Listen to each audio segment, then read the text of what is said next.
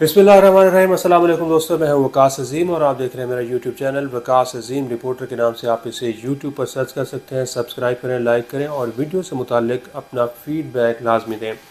दोस्तों, आज के व्लॉग में हम दो इस वक्त पाकिस्तान की जो बड़ी जमातें हैं उनके लीडरान ने जो इंटरव्यूज़ दिए हैं, जो मीडिया से गुफ्तगू की है, उनके ऊपर बात करेंगे।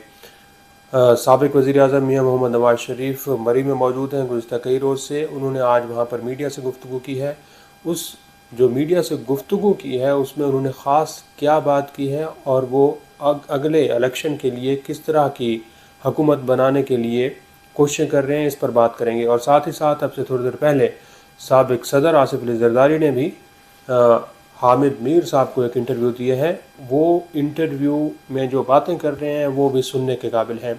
तो सबसे पहले आपको बताते हैं कि आज जब मियां मोहम्मद नवाज़ शरीफ ने मरी में बैठकर मीडिया के नुमाइंदों से गुफ्तगू की है तो उसमें उन्होंने कहानी वहीं से शुरू की है जहां से उनकी कहानी ख़त्म हुई थी, यानी कि 2017 से, जब उन्होंने कहा था कि मुझे क्यों निकाला गया, मुझे क्यों निकाला। तो बार बार नवाज़ शरीफ एक ही सवाल दोहरा रहे हैं, एक ही मंत्रा उनकी ज़बान पर है कि मुझे क्यों निकाला, मुझे क्यों निकाला, मुझे क्यों निकाला। वो ये कहते हैं कि 1993 में उनकी हुकूमत बनी, 1994 में उनको ख़त्म कर दिया गया, 1997 में उनकी हुकूमत बनी, 1999 में उनकी हुकूमत को ख़त्म कर दिया गया, 2013 में उनकी हुकूमत बनी, 2017 में उनको निकाल दिया गया। तो बुनियादी सवाल उनका यही है कि उनको क्यों निकाला। लेकिन आज दोस्तों देखें, जो उन्होंने गुफ्तगू की है, थोड़ा सा वो मुहतात रवैया इख्तियार कर रहे हैं। वो ये नहीं बता रहे कि उनको मियां मोहम्मद नवाज़ शरीफ को किसने निकाला। हालांकि जब वो लंदन में बैठे हुए थे तो तब वो ये बयानबाजी कर रहे थे कि उनको किसने निकाला। वो जिन लोगों ने उनको निकाला उनके नाम भी ले रहे थे। हालांकि उस वक्त general Qamar Javed Bajwa chief of army staff थे और जनरल फैज़ हमीद DGISI थे। तो लंदन में बैठकर उन्होंने सर्वंग जर्नल्स के नाम ले लिए थे। लेकिन आज जब वो पाकिस्तान पहुंचे हैं तो वो ये नहीं बता रहे कि उनको किसने निकाला, क्योंकि लंदन में बैठकर जब उन्होंने मुबैना तौर पर एक डील की है तो उसमें यही डील हुई है कि वो पाकिस्तान की फ़ौज और पाकिस्तान के एस्टेब्लिशमेंट में के ख़िलाफ़ किसी किस्म की कोई बात नहीं करेंगे। ये एक किस्म का दोस्तों NRO है। नवाज़ शरीफ ने पाकिस्तान के मुख्तलिफ हलकों के साथ एक NRO किया है जिसमें उन्होंने ये यकीन दहानी कराई है कि वो फ़ौज के साथ किसी किस्म की कोई लड़ाई नहीं करेंगे। लेकिन दोस्तों, जैसे ही वो मीडिया के साथ गुफ्तगू करते हैं तो उनके जो तेवर हैं वो थोड़े थोड़े बदले दिखाई देते हैं।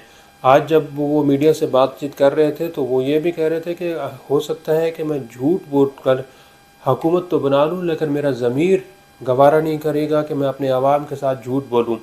तो वो आवाम के साथ सच बोलना चाहते हैं और आवाम को नवाज़ शरीफ ये बताना चाहते हैं कि उनकी हुकूमत को हर बार एक फ़ौजी डिक्टेटर ने, फ़ौजी आमिर ने बर्खास्त किया है। लेकिन अभी वो दबे लफ्ज़ों में बात को आगे बढ़ा रहे हैं, मसालियत की कोशिश कर रहे हैं, क्योंकि जैसे उनको हुकूमत बनेगी तो फिर उनके जो तेवर हैं वो बदले बदले दिखाई देंगे। और जैसे जैसे वक्त गुजरेगा नवाज़ शरीफ अपनी रिवायत को बरकरार रखते हुए हो सकता है कि फ़ौज के साथ एक बार फिर लड़ाई कर लें। लेकिन इस दफ़ा उनकी कोशिश है कि उनको जो हुकूमत मिले वो 5 साल की मुद्दत पूरी करे, क्योंकि नवाज़ शरीफ ने आज ये भी कहा है कि इस तरह तो कोई मुल्क भी नहीं, कोई घर भी नहीं चल सकता जिस तरह के आपने मुल्क को चलाने की कोशिश की है, यानी कि हर 2-3 साल के बाद एक हुकूमत को ख़त्म कर देते हैं। तो नवाज़ शरीफ एक पैगाम तो ये दे रहे हैं कि उनको हुकूमत दी जाए और हुकूमत 2/3 अक्सरियत से दी जाए और हुकूमत की जो मुद्दत है वो भी 5 साल उस हुकूमत की मुद्दत को पूरा करने दिया जाए।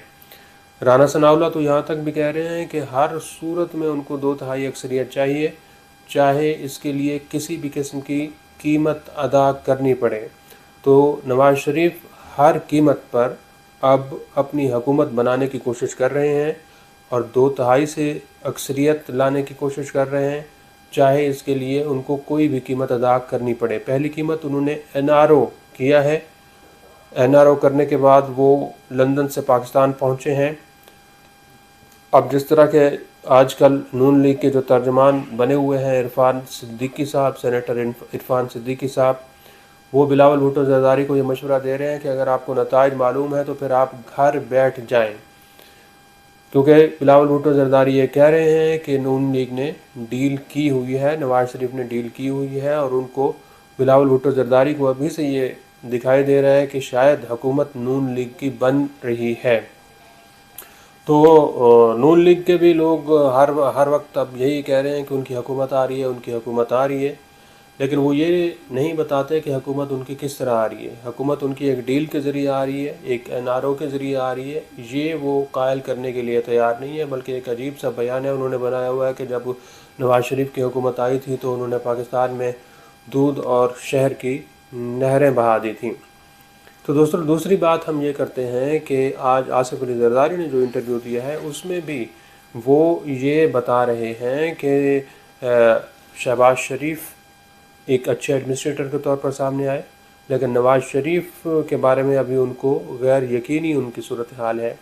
PTI के बारे में भी उनकी जो पोजीशन है आसिफ अली जरदारी की वो बिल्कुल वाज़ेह है। आसिफ अली जरदारी की अब ये कोशिश है कि अगर इस्टेब्लिशमेंट के साथ या फिर जो उनकी अगर हुकूमत बनने की इस पाकिस्तान पीपल्स पार्टी इस पोजीशन में आती है कि वो हुकूमत बनाए, तो वो वज़ीर आज़म जो है ख़ुद को उम्मीदवार के तौर पर पेश करेंगे। पाकिस्तान पीपल्स पार्टी के वज़ीर आज़म हो सकता है कि आसिफ अली जरदारी हो, क्योंकि वो ये कह रहे हैं कि बिलावल भुट्टो जरदारी का तजर्बा नहीं है, तजर्बा मेरा है। मैं सियासत को अच्छी तरह से जानता हूँ और देखता हूँ कि जो सियासी शतरंज की चालें हैं वो किस तरह चली जा सकती हैं।